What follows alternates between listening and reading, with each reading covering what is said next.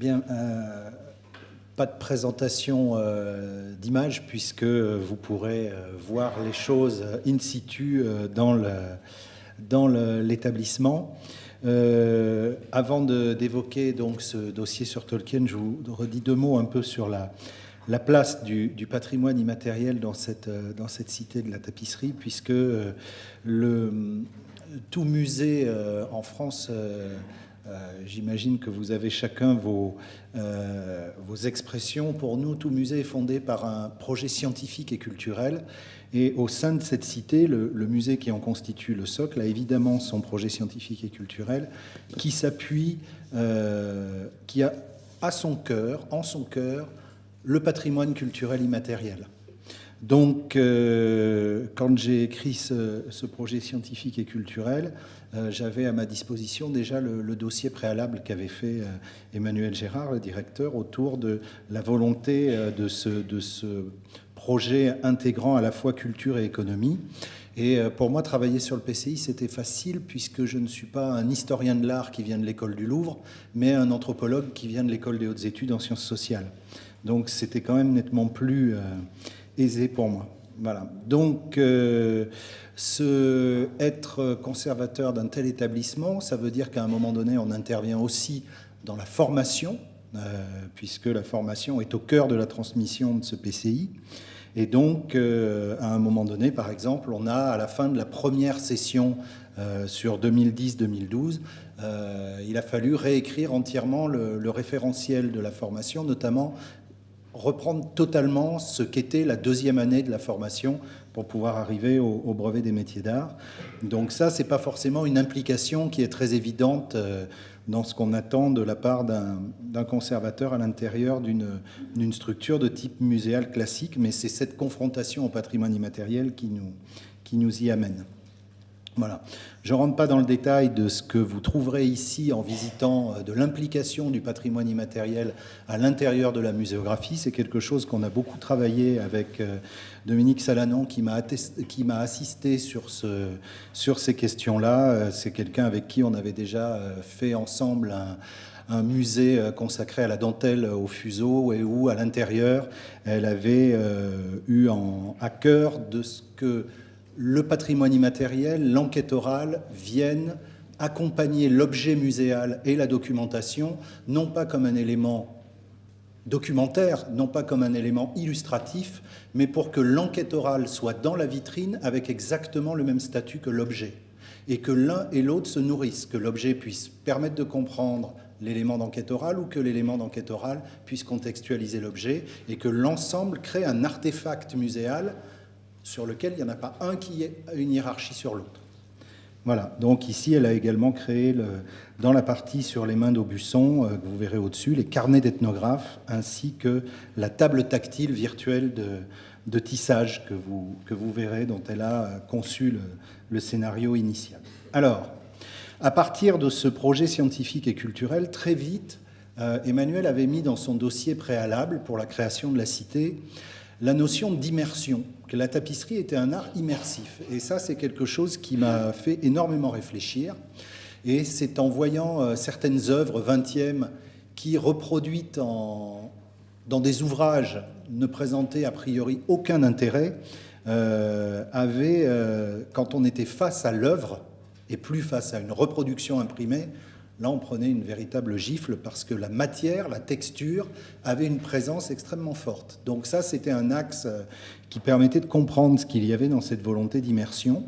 Et donc, est née très vite cette idée qu'il fallait arrêter de considérer la tapisserie comme un objet isolé, mais travailler sur cette notion de tenture, ce qu'on traduit parfois en anglais par set, donc pour avoir un ensemble de tapisseries et qui est quelque chose qui permet de mieux comprendre, c'est-à-dire que la mise en patrimoine de la tapisserie fait qu'on en fait un objet d'art isolé et qu'on perd le sens de cette notion de tenture et donc qu'on perd le sens de cette idée d'immersion. Donc c'est ce qui a fondé le projet de Nef des Tentures que vous visiterez. Et très vite on s'est dit, Et si on faisait, alors qu'au XXe siècle, la tenture devient quelque chose de moins évident, qu'on est plus sur des œuvres isolées, des œuvres de peintres isolés, on s'est dit, si on devait avoir une tenture au XXe siècle, qu'est-ce que ça pourrait être? Une tenture à sujet littéraire, comme ça a été souvent le cas au XVIe ou au XVIIe siècle. Et très vite, le nom de Tolkien est apparu. Et je vous passe sur les détails parce que ça a été un projet où il a fallu à la fois être gonflé et à la fois être tenace. Donc, pour illustrer le côté gonflé, c'est le moment où Emmanuel a pris son téléphone pour appeler Dominique Bourgois, l'éditrice française de Tolkien.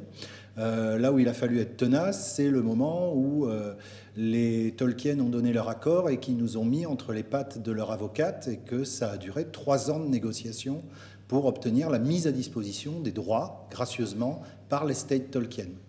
Donc ça, c'est un travail qui a occupé l'équipe et en particulier Emmanuel pendant un long temps. Dans la labellisation UNESCO des savoir-faire d'Aubusson, il est dit qu'il y a une communauté professionnelle ininterrompue depuis 5 siècles et demi. Vous verrez ça au-dessus, 2 étages au-dessus, dans les mains d'Aubusson. Il est dit aussi que la tapisserie d'Aubusson est une tapisserie d'interprétation et qu'elle naît de la rencontre entre un artiste qui porte un projet plastique et un praticien, un artisan d'art, qui est un lissier et qui porte un savoir-faire. Entre les deux, a priori, dans cette définition-là, l'institution n'a pas grand-chose à voir. Et c'est pour ça que les premières années de notre présence ici, et moi en tant que conservateur, je n'intervenais pas dans les appels à création contemporaine, puisque la tapisserie était une tapisserie à 4 mains et que l'institution n'avait rien à y voir. Au bout de quelques années, on s'est rendu compte que c'était une très grave erreur, parce que à un moment donné, il faut qu'il y ait des gens qui mettent les mains dans le cambouis et qui viennent mettre leur grain de sel dans cette relation entre artiste et lissier, sinon on va vers des dérives qui peuvent être un peu compliquées, notamment, pour faire court, parce que l'artiste ne connaît pas le médium, donc il a peur, donc il demande au lissier de reproduire sa maquette, donc le lissier met une chaîne, a warp en anglais, une chaîne extrêmement fine, ce qui fait que la pièce coûte très cher à produire, qu'elle est très longue à produire, et qu'à la limite, c'est pas grave, puisque c'est de l'argent public qui paye. Mais si on veut réussir une mission de la Cité par rapport à la conservation de ce patrimoine immatériel, qui est de relancer une production qui va dans le secteur privé, il faut qu'on se préoccupe que ces œuvres soient économiquement en adéquation avec le marché de l'art. Donc, on va intervenir de façon parfois radicale à l'intérieur de la relation artiste-lissier. Tolkien était un très bon exemple pour faire ça, parce que l'artiste, il est mort. Donc, il n'y avait pas d'artiste. Et donc, à un moment donné, il fallait que quelqu'un dise, se mette à sa place pour intervenir dans la relation avec le lissier. Alors, Delphine, ce matin, vous a montré concrètement qu'est-ce que ça voulait dire, avec les couleurs pures, avec le travail, avec le comité de tissage, etc. Là, pour nous, ça voulait dire prendre un parti fort. On a joué sur une... Alors, on a beaucoup hésité à ça. Les lissiers nous disaient, bah, écoutez, donnez-nous les choses et on va s'en occuper. Et comment on fait pour avoir une unité de tenture? Une tenture, là, donc, c'est 14 pièces dans ce cas-là. Comment on fait pour avoir 14 pièces qui ont une homogénéité technique? Et on nous dit, bah, en fait, notre savoir-faire, c'est d'interpréter, donc laissez-nous faire. Ce qui voulait dire qu'on allait avoir 14 pièces qui auraient eu 14 partis pris d'interprétation différents. On n'était pas du tout dans l'esprit d'une tenture, ou une tenture, de la première à la dernière pièce, vous avez le même esprit, le même parti pris de tissage. Donc, vous comprendrez mieux ce que je veux dire au premier étage, dans la toute première vitrine à droite, où on parle d'interprétation, et autour d'un même échantillon, vous verrez 4 morceaux différents, traités par 4 lissiers différents, et vous verrez que la façon de tisser n'a rien à voir. Si on veut une analogie, c'est comment des orchestres différents vont vous jouer la même partition. Ça peut parfois ne rien avoir, non pas à voir, mais à entendre. Là, c'est exactement la même chose. Chaque lissier a sa sensibilité dans l'interprétation du projet artistique. Après consultation de plusieurs membres du conseil scientifique et en particulier ma collègue spécialisée en tapisserie qui est la spécialiste des arts décoratifs au Getty, on a pris un parti pris radical qui a été de jouer sur une concordance de date, c'est-à-dire que Tolkien est né en 1892, c'est-à-dire la même année que Elie Mingona, qui a été le directeur de l'École nationale d'art décoratif, les locaux dans lesquels on se trouve, et que Jean Lurçat, qui a été le grand promoteur du développement de la tapisserie d'Aubusson à partir de la Seconde Guerre mondiale. Et nous nous sommes rendus compte que Lurçat venait rencontrer Mingona à Aubusson pour apprendre la technique de l'école en 1937, qui correspondait à la date où Tolkien publiait ses premières illustrations pour The Hobbit. Donc, nous avons choisi de prendre la technique enseignée par Mingona à Lurçat en 1937. Une technique simple que l'on n'utilise plus depuis une quarantaine d'années à Aubusson, même une cinquantaine d'années. Une technique, donc, comme Delphine vous l'a expliqué, qui fait appel à des couleurs pures et qui sont ce que les lycéens apprennent en première année de formation. Donc, quelque chose de pas évident pour eux, même d'assez difficile. Les ateliers qui ont tissé les premières pièces, les 4 premières pièces, nous ont dit, la première semaine, on n'en dormait pas, c'était un véritable cauchemar, on avait peur de ne pas y arriver. Cette technique-là, on ne l'utilisait plus. Au bout d'une semaine, la technique est maîtrisée, et à partir de là, ça devient un véritable jeu. Et donc, la pièce se refait extrêmement rapidement en utilisant cette technique des années 1930, qui est en fait une réminiscence, une sorte de revival de la tapisserie médiévale et Renaissance, redéveloppée à Aubusson dans les années 1920-1930. Donc les lycéens d'aujourd'hui, qui ne connaissent de cette technique que le b.a.-ba, c'est-à-dire les gammes, si on reprend l'analogie musicale, c'est comme si on allait jouer Chopin uniquement après 2 années de solfège, en tapant avec 2 doigts sur le clavier, sans utiliser les pédales et sans jouer aucune harmonique, sans savoir monter les arpèges. Donc il y avait vraiment quelque chose de très très étonnant à faire réapproprier aux lycéens.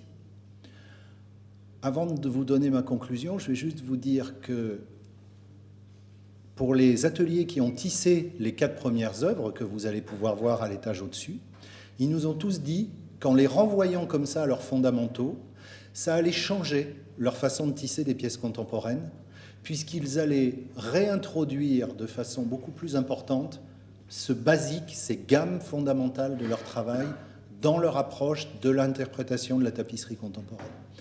Et donc, en conclusion, de cette expérience-là, nous, on en déduit qu'il n'est pas évident, a priori, qu'une institution vienne comme ça intervenir dans la gestion, dans la transmission d'un patrimoine immatériel, surtout quand il est lié à ce secteur des métiers d'art et de la création artistique et de la réalisation en artisanat, mais que, comme tout enquêteur, comme tout ethnologue va influer sur son terrain parce qu'il est présent sur le terrain, de la même façon, l'institution, quand elle a en charge la conservation et la transmission d'un patrimoine immatériel, à un moment donné, elle doit se l'approprier, pas seulement dans la muséographie, mais aussi dans sa pratique quotidienne par les acteurs, parce qu'elle est un acteur de la communauté, qu'elle le veuille ou non. Et donc, à partir de là, elle doit être capable d'apporter son expertise, ressortir des savoir-faire qui sont oubliés, parce qu'un patrimoine immatériel, c'est forcément quelque chose de flottant, qui n'est pas un continuum dans le temps, que les techniques n'arrêtent pas de s'oublier, qu'elles n'arrêtent pas de s'inventer et qu'elles n'arrêtent pas de s'hybrider. Et donc, à un moment donné, l'institution apporte sa contribution parce qu'elle est missionnée par un pouvoir politique pour permettre à une communauté qui est en train de s'essouffler, voire de disparaître, de pouvoir relancer et réintervenir dans son activité économique qui est le garant de son futur. Voilà.